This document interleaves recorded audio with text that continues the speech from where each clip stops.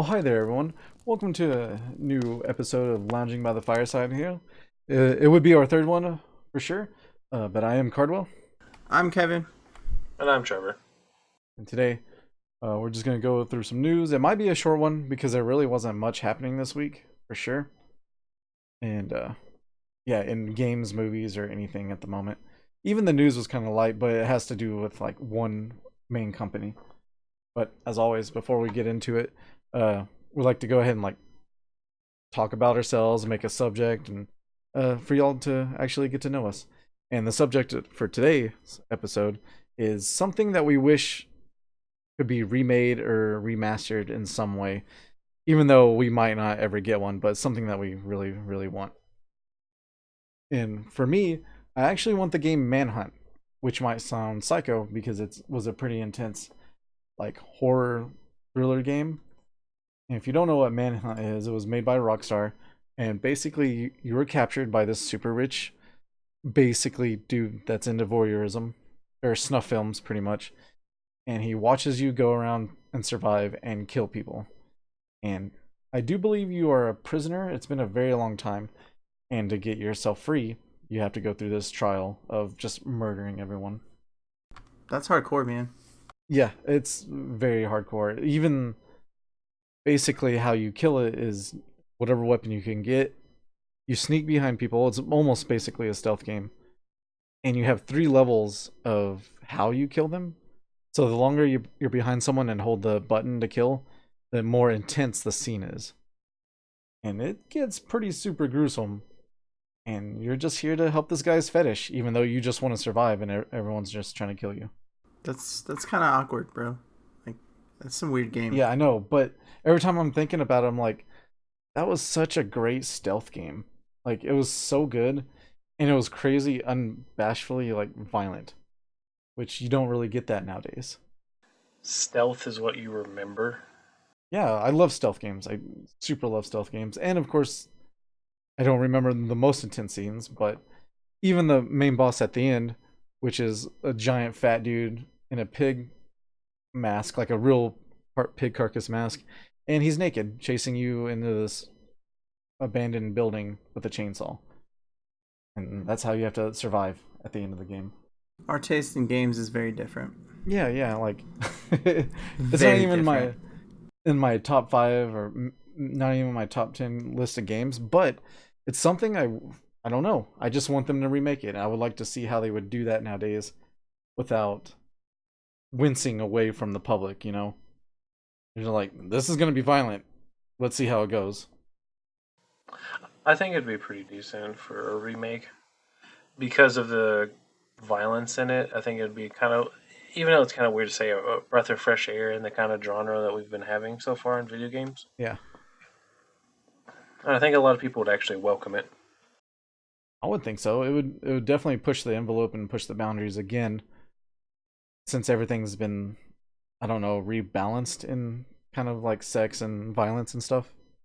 Some would, a lot of people wouldn't, because that's just our world now, is everybody's offended by everything. Exactly, and that's what I would want this game to just come back and be like, you know, screw y'all. We're doing this for sure. And it did have it did have a sequel, but it wasn't renowned that much because they actually pulled back on the violence and then it just disappeared. Yeah, my game, not so hardcore. Yeah. Mine's I think my main one I would want is Sunset Riders, the arcade game. If they could like Yeah. make a new Sunset Riders or like upgrade it, that'd be awesome. Cause No. I don't know. Is that the playing one as- with the cows? Yeah, that's the one with the 4 cowboys, and you pick one of them, and they're colored all crazy. One's like bright purple, one's bright red, one's bright green, and one's bright blue. And then yeah, you have to run across the stampeding cattle, and they run all goofy, and then you have to shoot everyone. It's one of those like point and shoot arcades that have the like little guns with them, and you Yeah. can't shoot the other NPCs, but you gotta shoot all the bad guys. That game's so awesome. And I just want to play it again. Like, I just want to play it all brand new and fancy. That or Bubble Bobble. Hell yeah. Give me a remastered Bubble Bobble. Right? I'll crush that game. Little dinosaur that's shooting bubbles all day, every day. and you have to go through all 100 levels and just try to win. I remember Bubble Bobble. Dude, Bubble Bobble's the best. Agreed. But those would be mine. Either one of those two, and I would be eternally happy. How about you, Trevor? For me, the game of my choice would have to be Illusion of Gaia. It's probably on the top 5 of my most favorite video games I've ever played. And ever since the PS3 came out, I was like, okay, they just got to make a remake for this game. Now let's go. I've been wanting one ever since. It's just the game's extremely fun, and I love the RPG system, and it's really good for it. It's of course made by Quintet, and so far I've loved all their games that Quintet has made. Yeah, I agree that the old classic Quintet games were super good. Like Soul Blazer is one of my favorites. Yeah, Terra Enigma, Soul Blazer, Illusion of Gaia, all those games are good. But I just love the story, and Illusion of Gaia, it's super good. I've heard of those games, but I've never actually played them, so I don't know. But it was good. Yeah, like the story's great, combat's really good. It's hard. They're definitely not easy games, especially when you're given instructions of how to transverse with a new power, and then you just bypass. Yeah. You don't read it, and then you're stuck there trying to figure it out. Back in the day when there weren't really help guides on the internet, or the internet really wasn't a thing. No, yeah. You had to maybe go through Nintendo Power if they had it talked about. Yeah, I didn't have that. So I was stuck there trying to figure out how to get by. I found out. I think it took me like a week. But I figured it out. Hell yeah. And I also got stuck in an infinite loading screen and forgot to save, so I had to restart. Oof. Gross. Because you can do that in that game. And I don't know why. Yeah, that sounds awful. And it's part of the game.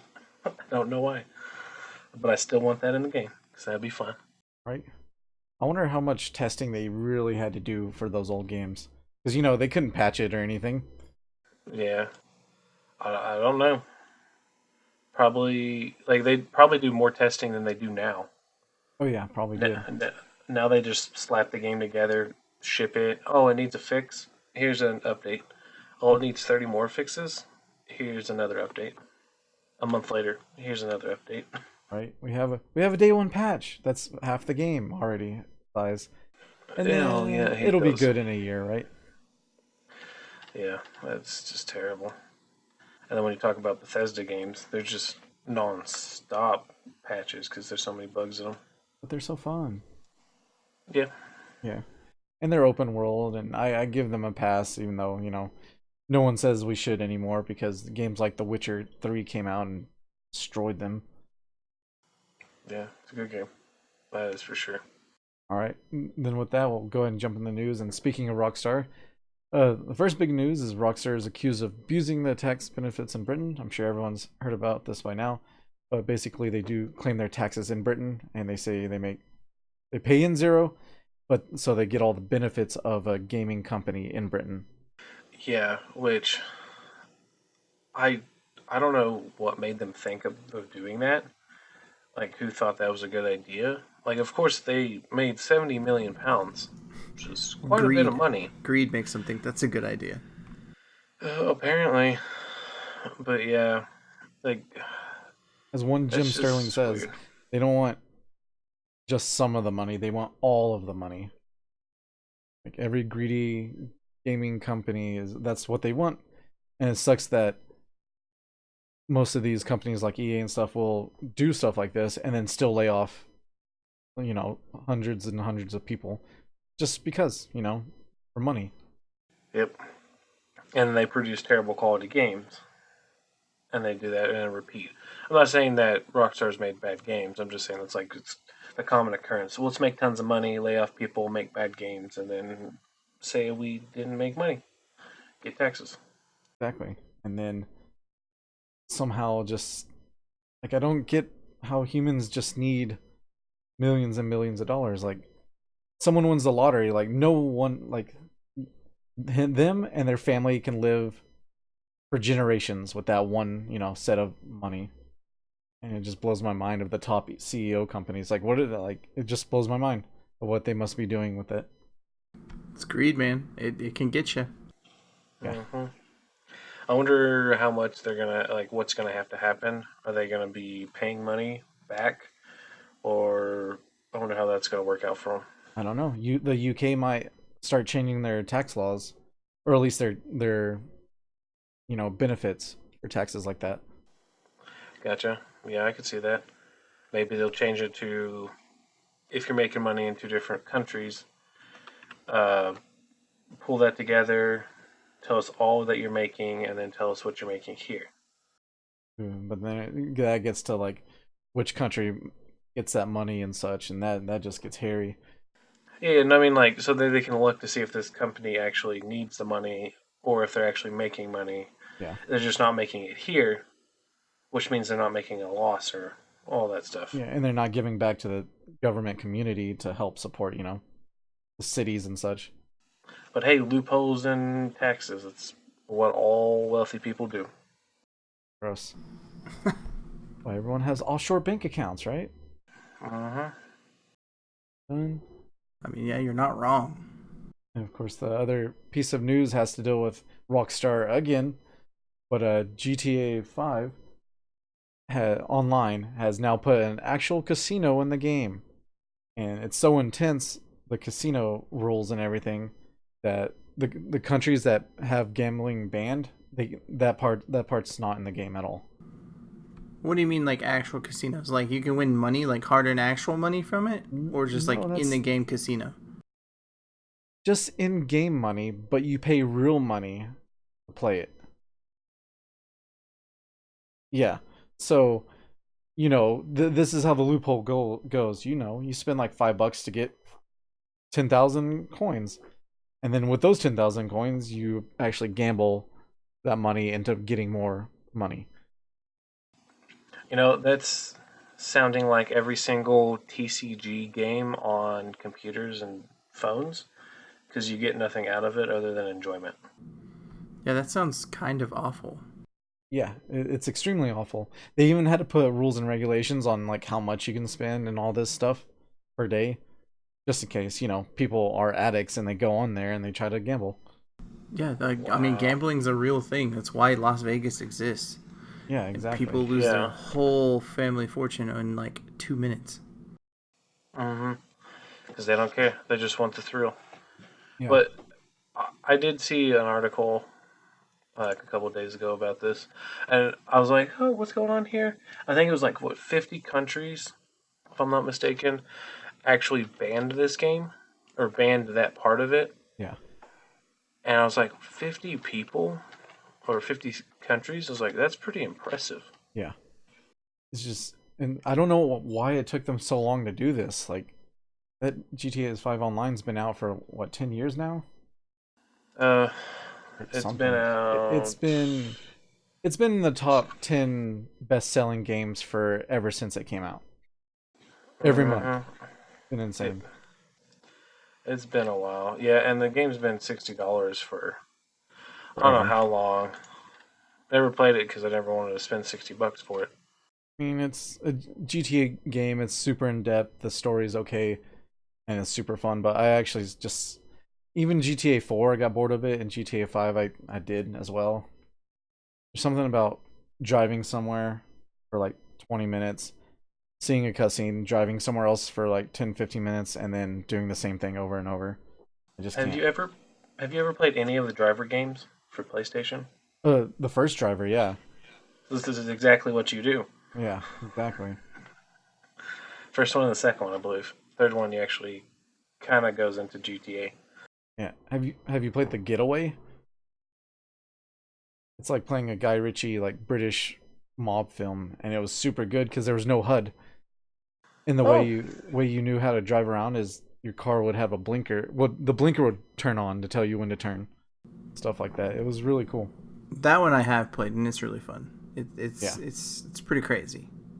but it's still intense that there's 50 countries banning the update for Yeah. the GTA Online. That's Because it's like shameless impressive. gambling. Like it's just like, hey, we're just here to take your money, and countries know it, so step on up. Yeah. And people are already finding ways to get around it by using VPNs so that they can be able to download the update install it, and then be able to connect and play. Right. But wow, hopefully something deals with that. Weren't you saying the other day, Cardwell, that EA has like a really big problem with gambling as the company itself? Yeah, like they're going to, because most of the other countries like Europe and Britain and stuff, their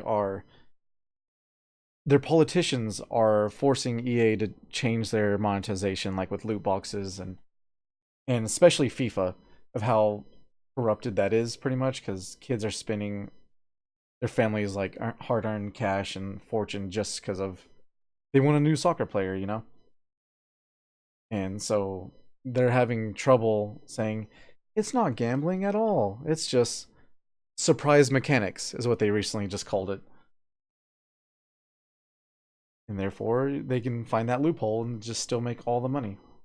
Yeah, so hopefully this will open up people's eyes, or for the countries, and start banning loot boxes in games.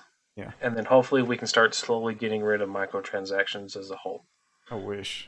That'll be a nice thing to have happen. Like, I understand cosmetics, but allow them to be purchased, not loot boxed. Yeah, constantly. And do it for a decent price, not outrageous or anything.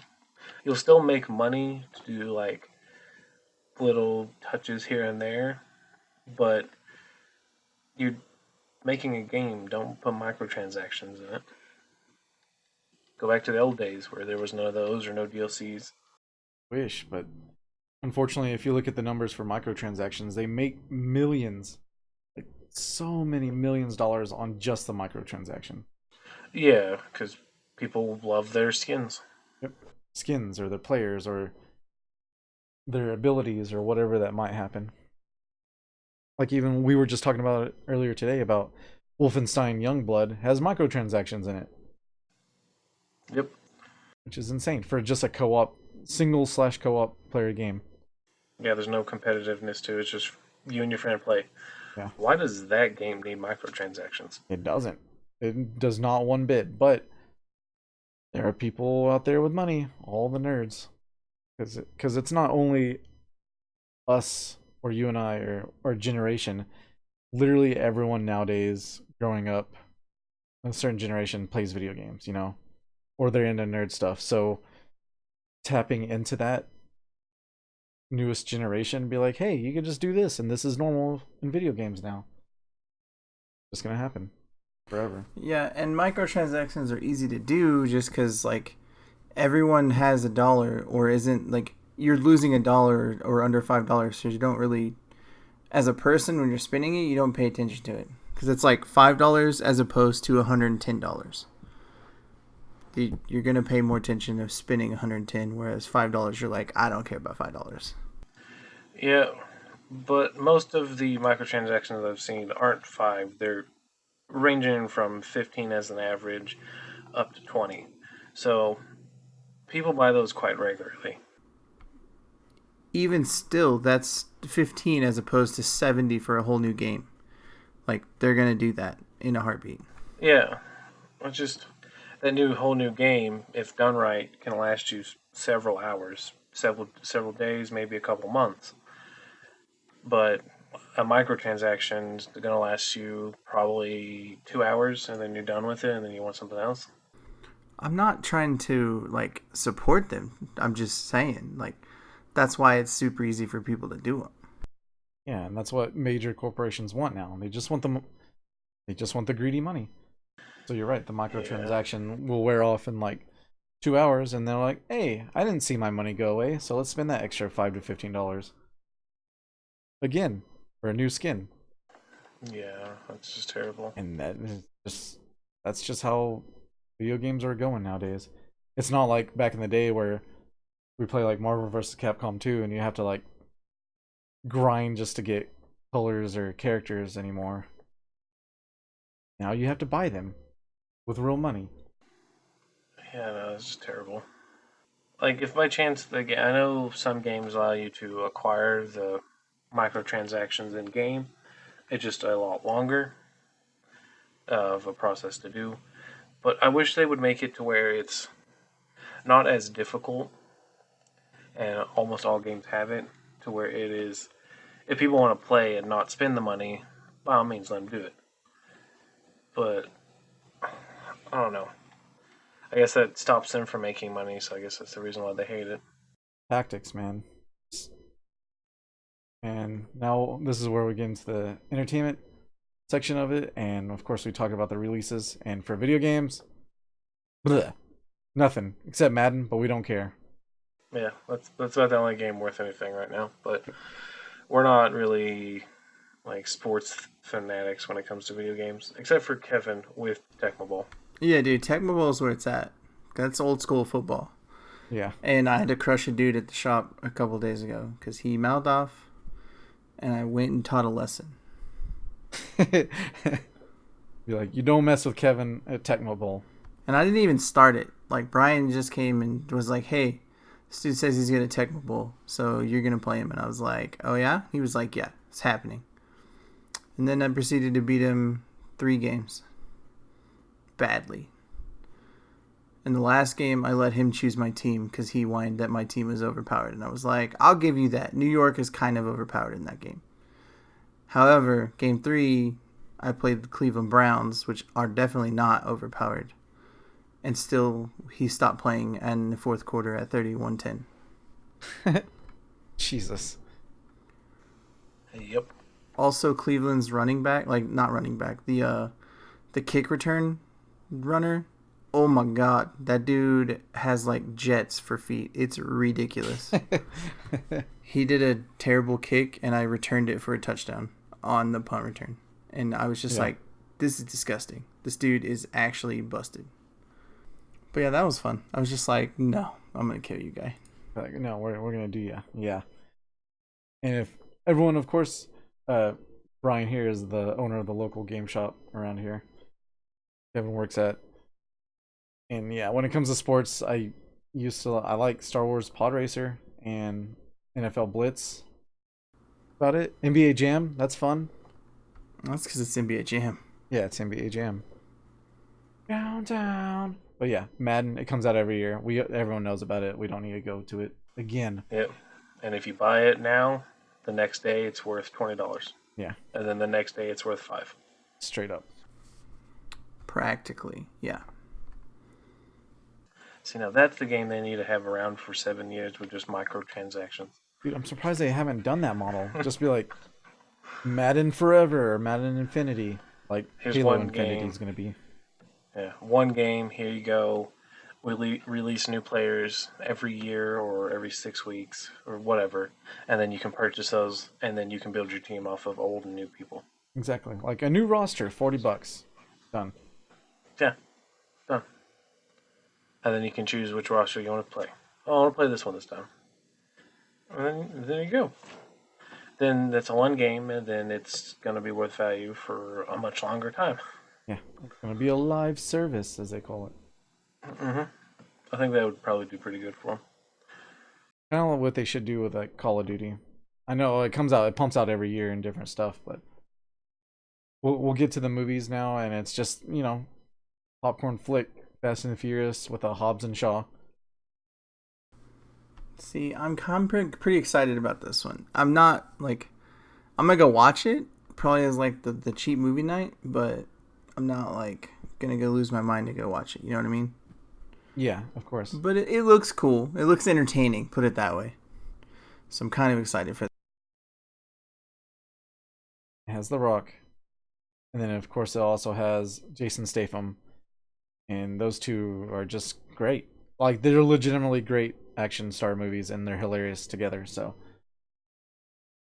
like, I remember Jason Statham seeing him in the movie Snatch, and he's hilarious in that movie.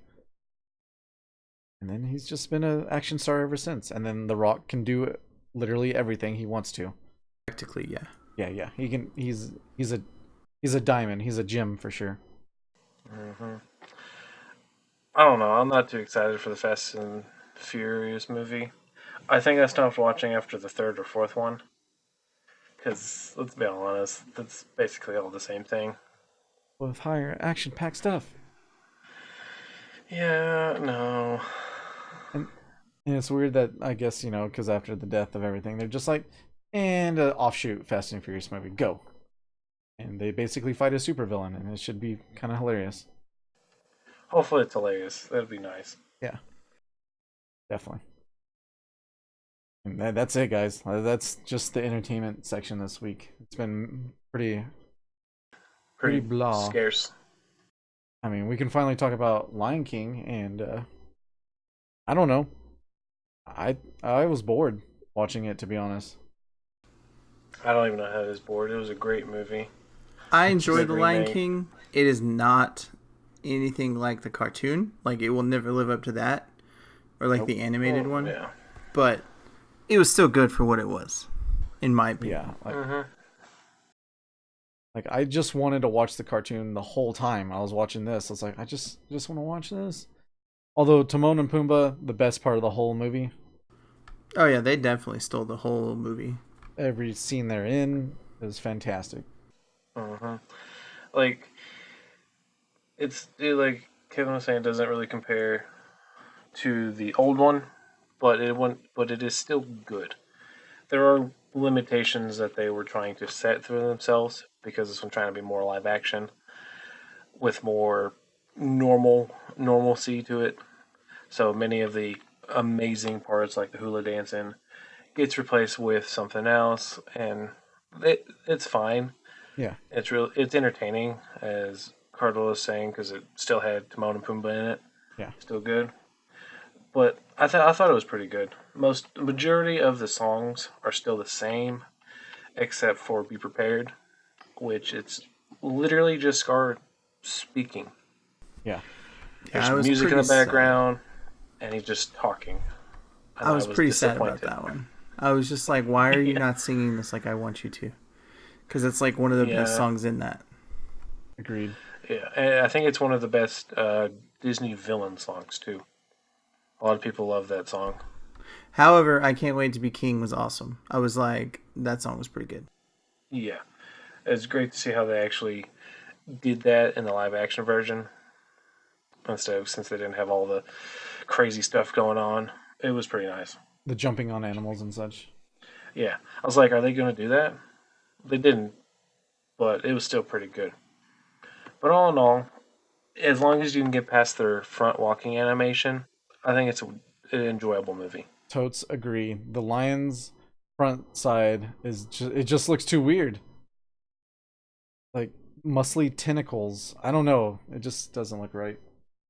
The walking animation from front side is really awkward, but any other walking animation is perfectly fine. Side, back, diagonal, Yeah, you're good. all good. Just front facing, something's wrong. My favorite line of the whole movie was, I hope I don't butcher this, Timon just being like, so tell me how you're really feeling in the least words possible. Like, yep, yeah, that was really good. It was pretty nice, yeah. All right, guys, that's the end of that section right there, and we're gonna go ahead and jump into the trading card game portion of the podcast. And if y'all don't join us through here, hopefully y'all have a good day. Hopefully you enjoyed your day relaxing with us. The short amount of time we have of talking, because nothing's happening. But with that, I'd like to talk about Magic and the Mythic Championship that happened this past weekend. Tron won, of course, because it's just Tron and Ancient Stirrings, and it's just too strong. But there was a new deck that used Urza from the modern, basically the deck, the set that came out just for modern. I can't remember what it was called. Modern Horizons. Modern Horizons, yeah. And if you don't know what Urza Lord High Artificer does, he is 2 and a 2 blue, 1/4. When he enters the battlefield, he creates a construct, the 0/0 color construct that gets +1/+1 for each artifact you control. Then you can tap an untapped artifact you control to add blue. Then you can pay 5, shuffle your library, then exile the top card. Until the end of your next turn, you may play that card without paying its mana cost. Wow. Do they just play free cards? It's just an insane, powerful card for 4 mana, and it's a 1/4, so you can't bolt it. You can't just kill it outright. Man, they played so many cheap artifacts as well. Yeah. So yeah, you do the top 5. You got a card in the field. Oh, Yeah. tap that. We're gonna do it again. Keep going. As long as you have the mana. So That's ridiculous. yeah, and how they get the mana is with Thopter Foundry, which is an artifact. You pay 1, sacrifice a non-token artifact. Create a 1/1 blue Thopter artifact creature token with flying. You gain 1 life. And then the good old Sword of the Meek, which they unbanned a few years ago. And this is the reason why, because Sword of the Meek, when you sacrifice it, or no, when a 1/1 creature comes into play under your control, you may return Sword of the Meek from your graveyard to play attached to this creature. So you sacrifice it, bring it back to the attached dude. Yeah. So therefore, Thopter Foundry is free, and you just gain infinite life. And then with Urza, you can tap the sword for mana to do that. Wow. It's ridiculous. Infinite life, infinite dudes. Yeah. That's pretty impressive. Yeah. Well, since they make infinite dudes with it, I'm surprised they're not playing 4-ofs of those 2 cards. Modern doesn't believe in 4-ofs really that much unless it draws you a card. Apparently not. See, so the thing that I liked about that tournament was that the Tron deck that won was the OG Tron deck. It wasn't anything else. It was mono green Tron. Let's get there. I haven't seen that be a thing in a very long time. Or they always been adding a lot of new cards to it, but this one, yeah, they play a lot of other colors and just different stuff. But this one was like, hey, we're gonna play mono green, and I was like, bet, be awesome and play old school. Because we were talking about this today at lunch, and I was like, did they play Tooth and Nail Tron? And they were like, no. And I was like, oh, sad. They just play the spells still. So I mean, I can't really get so upset about it because it's still Tron and it's still green. Yeah. But it was really cool. Literally, like, turn 3 card liberated, I win. Like, okay, done. That's what that does. Yeah, or an Ulamog, and then you're just like, hey, don't. Just don't. Just, I swing, you lose your deck, and I win. Thanks. You can't bolt that off the plate. Can't do it. And of course, they revealed the new Judge promos for Magic as well. And for this month, it is Reflecting Pool, Monastery Mentor, the Prowess Monk guy, Chalice of the Void, which is going to be insanely expensive. And then they actually did a new one called Yuriko, the Tiger Shadow, which is one of the new commanders in the newest commander set that I can remember. Yeah, I think it was Commander 2018 is the one that came out.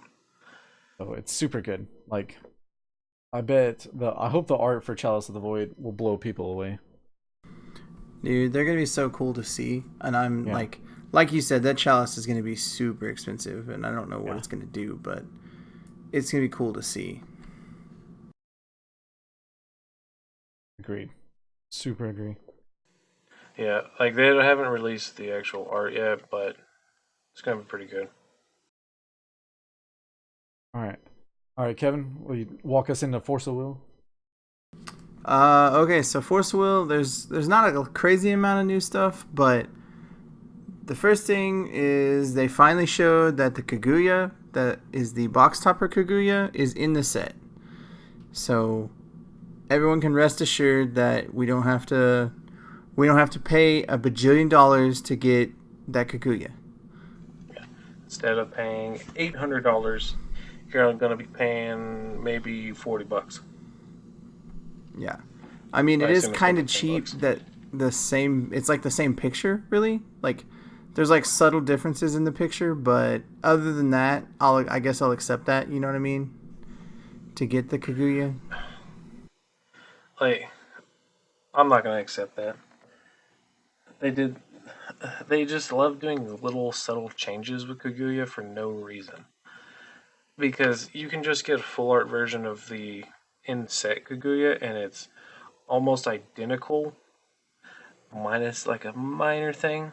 And what's the point? What's the incentive of actually buying the buy two box promo? Like, there's no incentive to get it because why do you want to spend $200 just to acquire one when I can spend probably $20 and get a full art Kaguya that's identical? Like, that's just so weird. I don't understand it. Yeah, it is kind of weird that they just did that.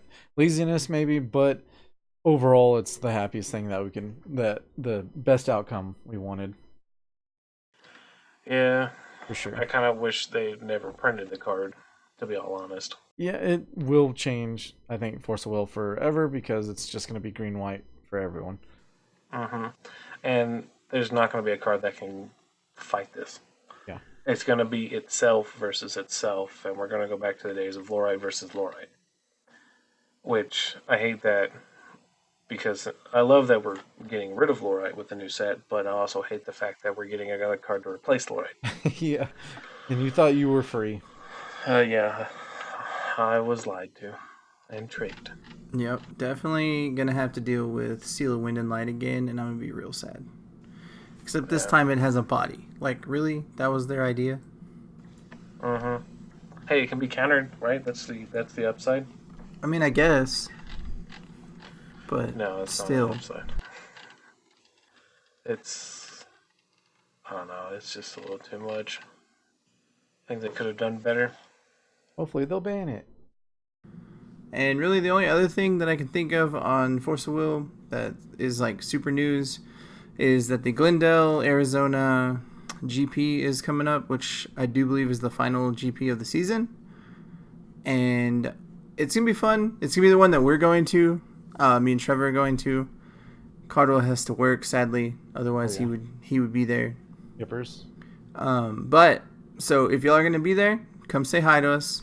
We're definitely welcome to talk to some people and see what y'all think. But it is the third weekend, the 16th, that weekend. This GP will be New Frontiers, and it's at a store, I do believe, or like in like a little mall thing. But it's going to be pretty epic. Yeah, Jesse James Comics.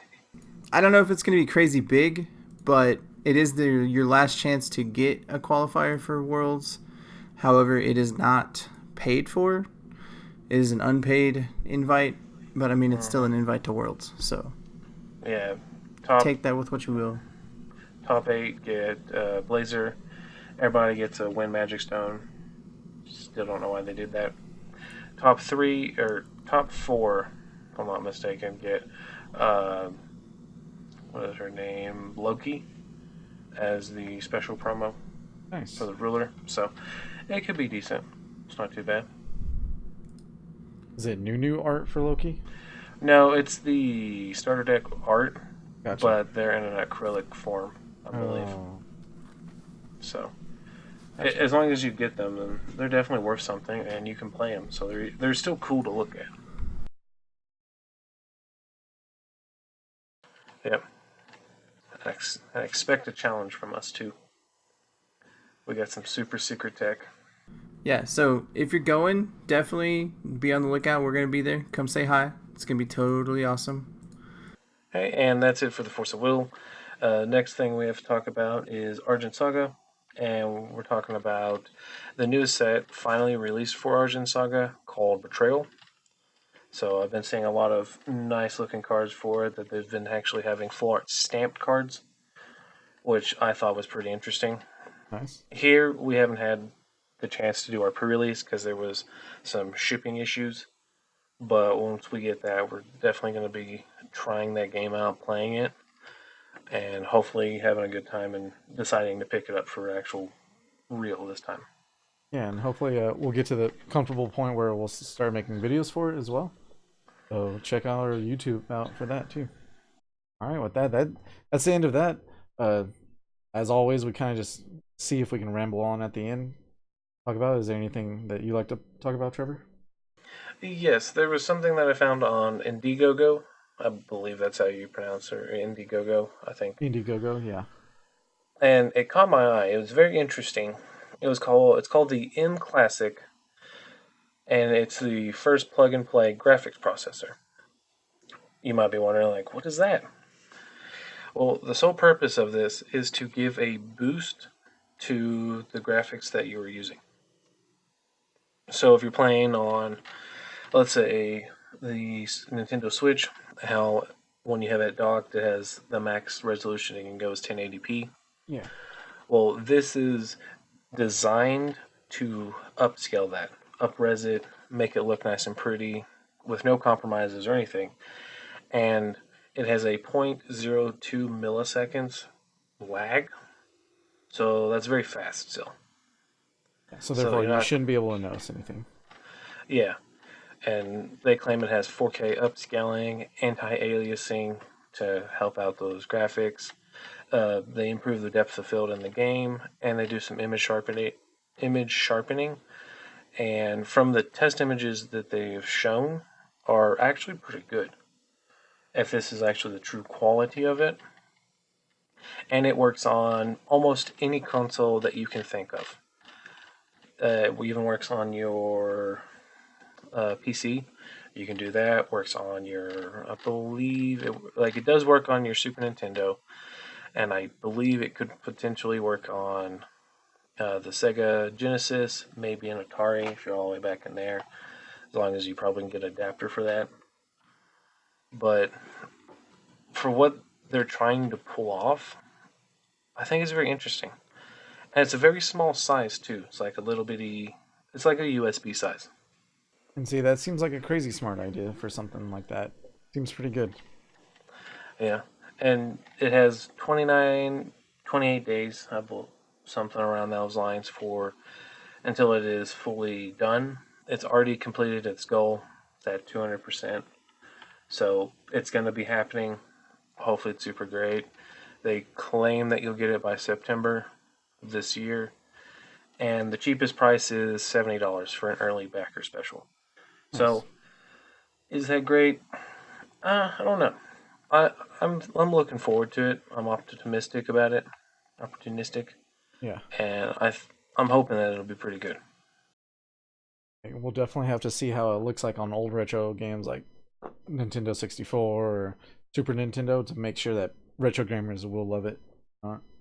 Yeah, and if you go to their Indiegogo website or page for it, I believe they have some demos showing the resolutions for 1440p with old retro games, old systems, because they're showing the GameCube and the Dreamcast.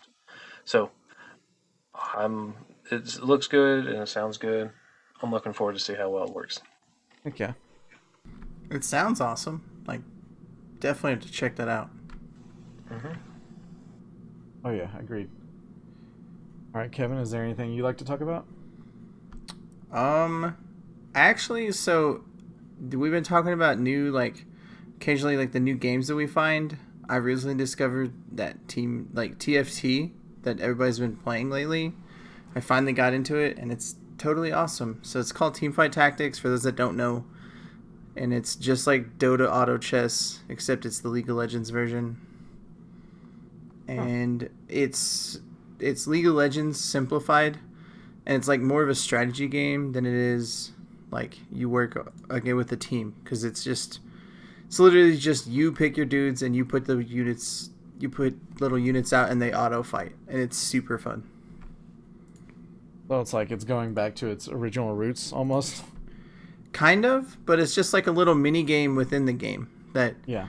you don't have to control anyone, you don't have to be good at anything, you just have to put a dude in the right placement. And Gotcha. that's literally all it is. But for League of Legends instead. Yeah, for League of Legends, and I've like been playing it nonstop for quite a while because it's fun. Okay. Yeah, I've just been playing Bloodstained Ritual of the Night, not as much as I want, but I found my favorite weapon already, and I've only been in like the first 6 hours of the game, I think. And Yeah, his weapon's pretty good, but nothing beats the flying edge. yeah, he likes to throw his weapons. I love fast weapons, so me hitting 1,000 times per second is what I'd like to go for. And me being behind terrain, hitting people, I like that better. Yeah, yeah. And that is that, I do believe. I think that's a good spot to end it there. I'm not, there's nothing else I can really think about talking about. And with that, let's go ahead and just call it a night, shall we? And again, of course, I'm Cardwell. I'm Kevin. I'm Trevor. Hopefully you'll enjoy your relaxing stay here at the Geektopia Island. Good night. Bye.